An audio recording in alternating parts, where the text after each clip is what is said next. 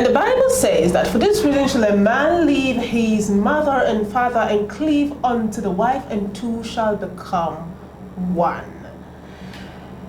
The Bible also says that a man is supposed to love his wife, while the woman is supposed to submit to the husband.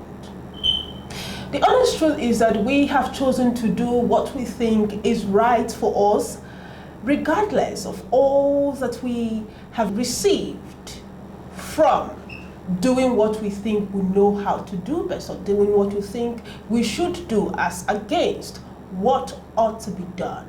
Women want to love their husband and not submit. And on the other hand, some men have refused to lead their women into submission. This is Safe Room with Elegant Rose, and I am Elegant Chime. And today on Safe Room, we will be looking at marriage in God's way. And to discuss this today with me is Mr. John Bonnet. Good afternoon to you, sir. Good afternoon. How are you doing? Doing very well. It is really, really nice to meet you. Nice to meet you too, and nice to meet the crew. Thank you, thank you, thank you for honoring our invite, right? All right. And this is to say that you have a whole lot to say when it comes to marriage, from your experience, from the experience of the people around you, and from what is going on today in our homes, even in the church, and what we are supposed to learn, relearn, and all of that. So today, my question for you is going to be a whole lot. We're going to dance around it, because this when we talk about marriage, we're talking about the reality of people. People spend so much for the big day, which is the wedding day. Of course. So many people are willing to sacrifice a whole lot just to make sure that they pass their exams, that they get the best degree and all of that. People are willing to work on themselves to improve in their businesses. But when it comes to working on themselves to improve in their marriages, it becomes a whole lot of problem. A lot of people are not okay doing that. So my first question to you right now would be, what is the major challenge that the church is facing? Or rather, what is that misunderstanding the church has when it comes to marriage?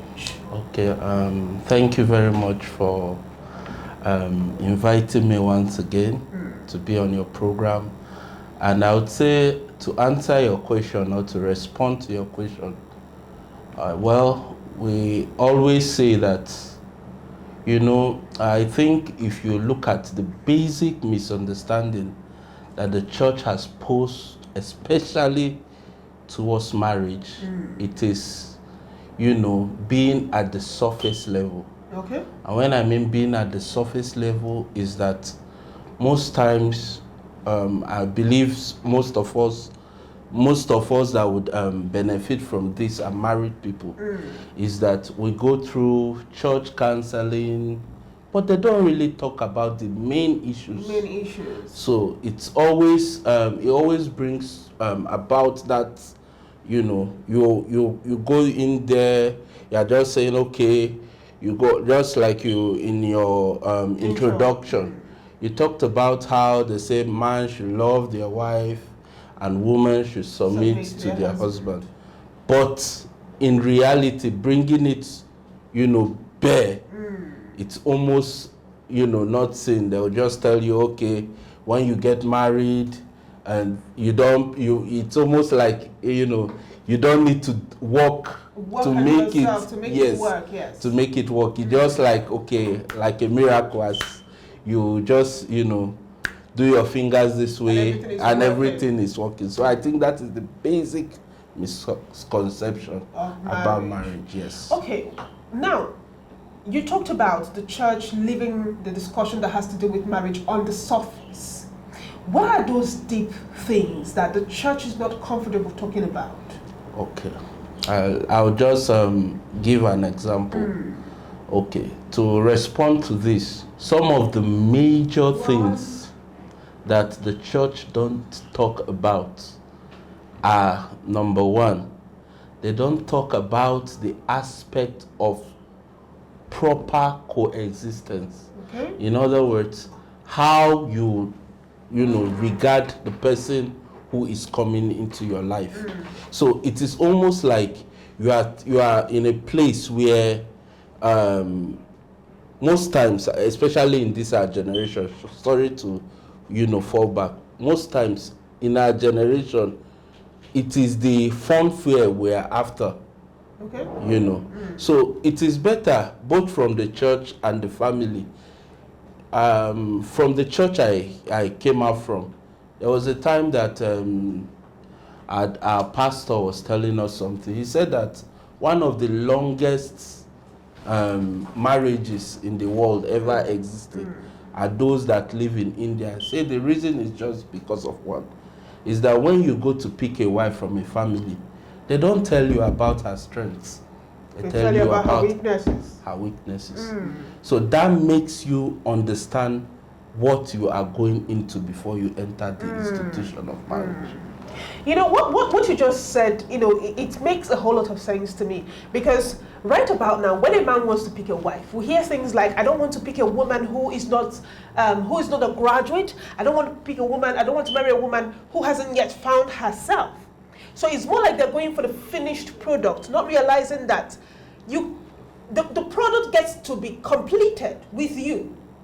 The product has been manufactured, work has been put in, but for it to attend that place where it should, feel fulfilled, it has to come to you, and you have to put in that work. Well, right? Now, due to the realities like the everyday life, the economical issues that we are facing right now, do we still advise that when a man wants to pick a woman, he should go and pick a woman who hasn't yet found herself? Okay. And then invest in her? Well, there's something the Bible says, can two walk together except they agree? I think that is, for me, that is the basic bedrock of marriage. Okay. The Bible says one will chase 1,000, two will chase 10,000. So the issue of whether the person is a finished product or not is not the most important. The most important is, with this person, can I see the future? Can I see my life being fulfilled in this person or that person? I think that should be what should be most, put at the front, instead of whether the person is a finished product or not.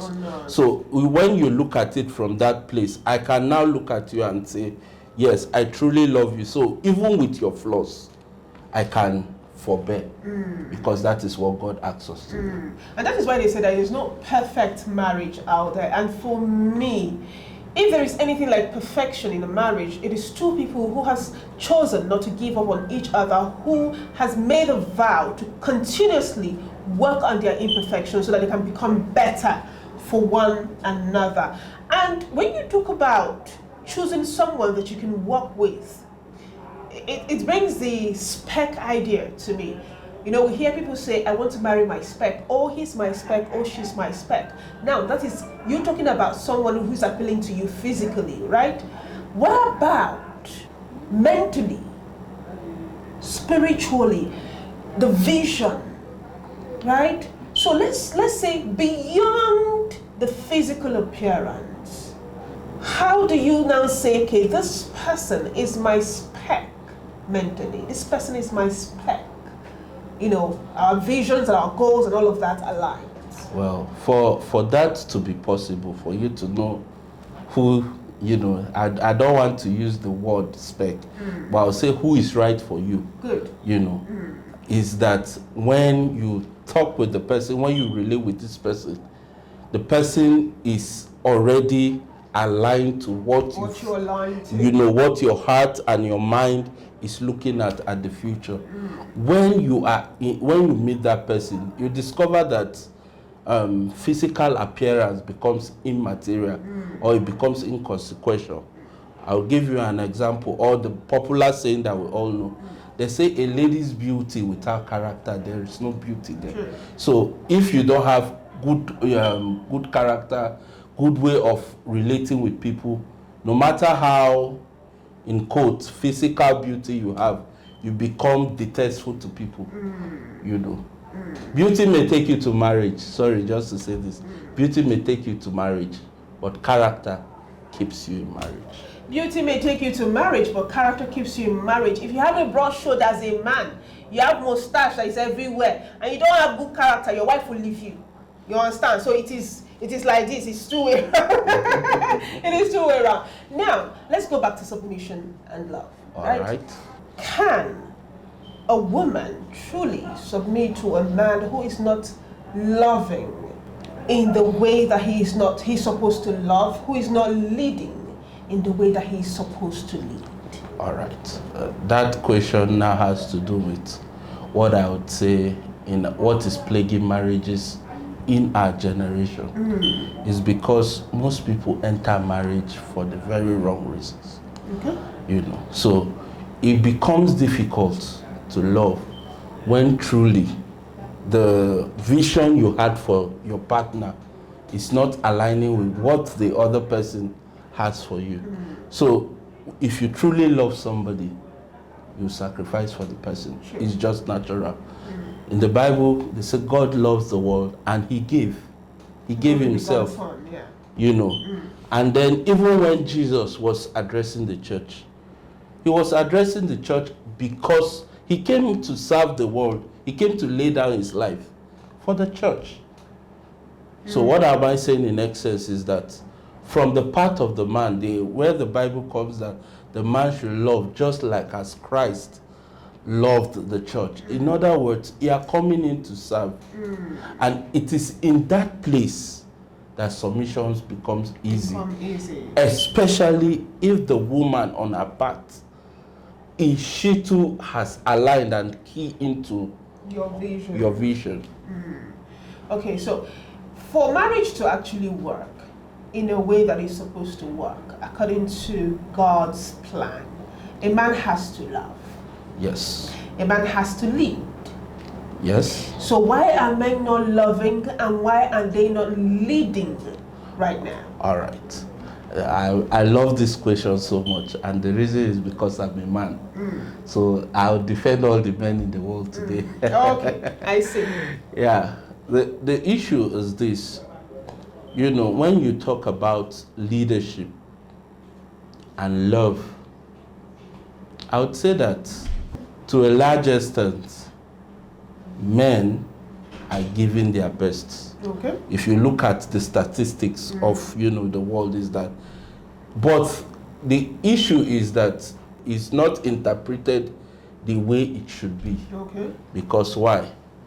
Men are people that naturally, it's almost embedded in them to, if they see somebody they like, they are almost ready to give. That is the truth. They are almost ready to give anything they have to that person. But, you know, sometimes, I think that is even the major misconception, is that women, before coming into a marriage, they have a certain level of expectation from the male gender. So most times they go into there and then their expectations are dashed. And because it's dashed, they now interpret it that the man is not loving.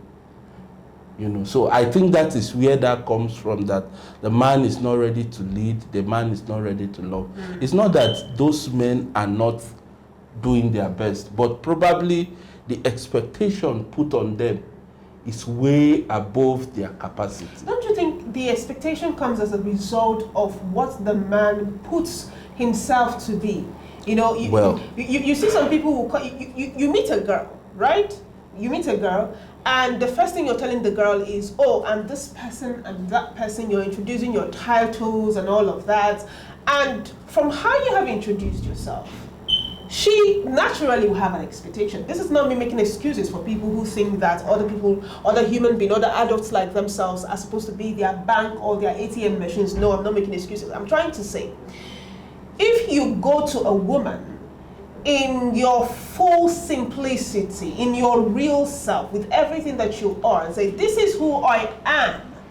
I am not a billionaire. I'm not a zillionaire. I do not have all of these things that, you expect that I have. But I can love you. I can protect you, right? I can provide for you. I do not think that any woman in her right senses would follow you and then still come and start expecting that you build skyscrapers. Okay, let me just say something here. You said you've hit the point, which is true. I agree with you, but I'll just say this, that to add to that is that, we can keep pushing blame to each other back and forth. Oh, the man should have done this, the woman should have done that. But the truth is that I'll tell you that it's almost like, if I want to be real, I don't want to now go through from the religious part, but I just want to say, from a more realistic point of view, is that most ladies of today are after those things. Okay. They're after the fake life. Okay. They're after those, things that looks like, because most times, I can say this anywhere and anytime, whether I'm with my friends, is that when a man is real, it's almost like he's not loved. Okay, so I don't want to agree, I don't want to disagree, because right about now what we are doing is to find out what the problem is, where we missed it, and how we can correct it instead of pushing blames to one another. Now, we talked about the church and how they are on the surface when it comes to prepping young people for marriage. And one major problem, because I'm saying this because I have heard stories about people who leave their marriages because they feel like their partners are not satisfying them, right? That's all right. And people who leave their marriages because they finally discovered that their partners had multiple, intimate partners in the past, right? That's okay. So, what is your take on sexual intercourse before marriage? All right. Before marriage, I would say that all of us are human beings first. And because we are human beings, we are prone to temptations. Okay. That is on one side. So most times, I really don't, discuss much about sex before marriage as a yardstick. But once you have made up your mind, I'm ready to commit to this person, then you should be able to keep that covenant. Okay. But at times, let's put it now, after you are married, and then, there are some things. What you brought about, the church just on the surface. Yes. You notice that I remember we had a marriage program in our church, and I asked the question. I said, okay, at least it is the church that married me and all. And I was now asking, I said, yes, I'm married 6 years plus, so, and the issue of sex now came in, and I'm now asking a question that, how are the younger ones taught how to indulge or do, make love with their partners? Because it's almost like the church is silent, and then you go home, probably your mother told you, if a man comes close to you, run. So you get what I'm saying. So I was now just, when I raised the question, everybody laughed, but I was trying to bring out something that we have left this generation to only the internet. And what the internet has to teach them, it is not the right way to do. So that is why when you now come into marriage, some ladies who have seen some things on the internet, or they even explore some of the things that has been seen in the internet, will now come with that expectation that, hey, this man, you have to give me this. If you are not giving me this, then you know. So that now brings a friction. That, okay, probably the lady doesn't enjoy or the guy doesn't enjoy sex in marriage. So I think those are some of the areas where I feel the church needs to step up to actually say, you know what, come and sit down. This is how to do it. This is how to do it the God way. This is this, and this is that. I think that will help. Okay, talking about doing it the God way. Now, preserving your virginity as a woman is something that we have been taught that it is the right thing to do. You're supposed to meet your husband and he's supposed to be the first person to uncover your Garden of Eden.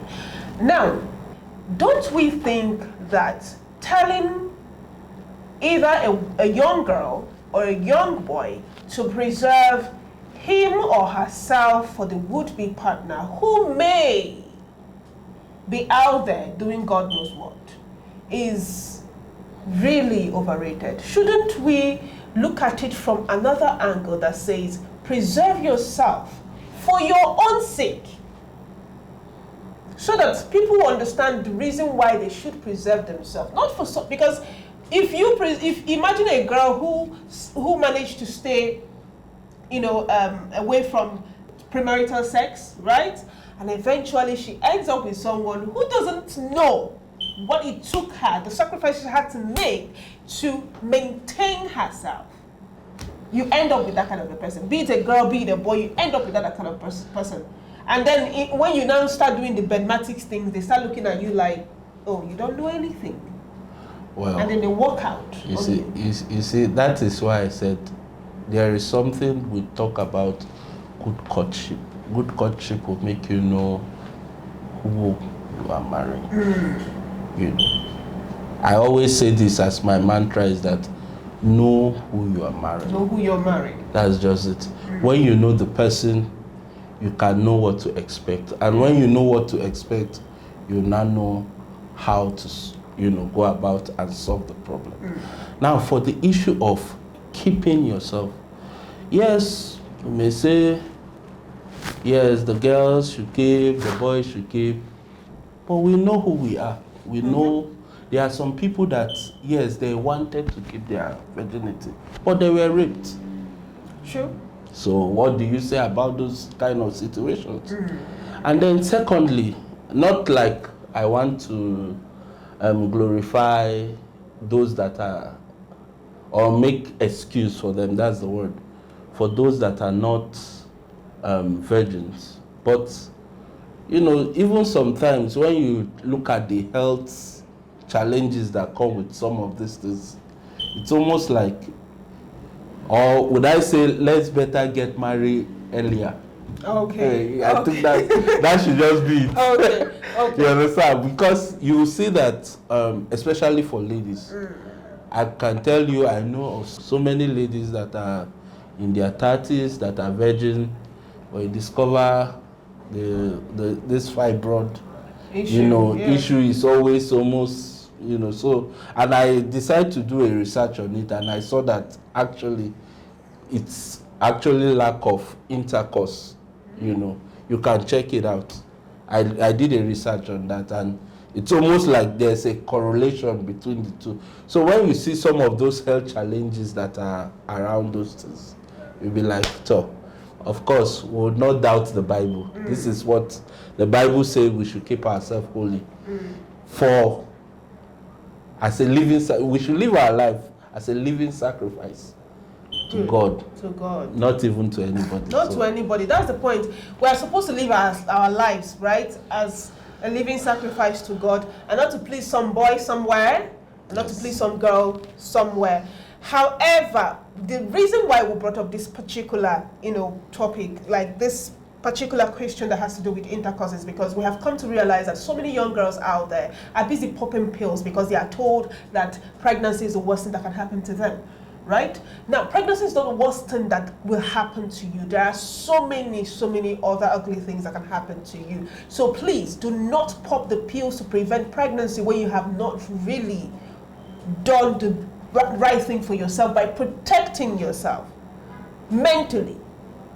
Protecting yourself mentally, right? And also, we need to understand that we are not abstaining because we want to please him or we want to please her, but because we want to do it when we truly understand what it is all about. Thank you so much, Mr. John Bernard. Thank you And so I much. want to say you did amazingly well. And of Thank course, you. I know that I myself and my crew will look forward to having you on CMTV and Safe Room with Elegant Rose. All right, thank you for watching. This is Safe Room with Elegant Rose. Thank you.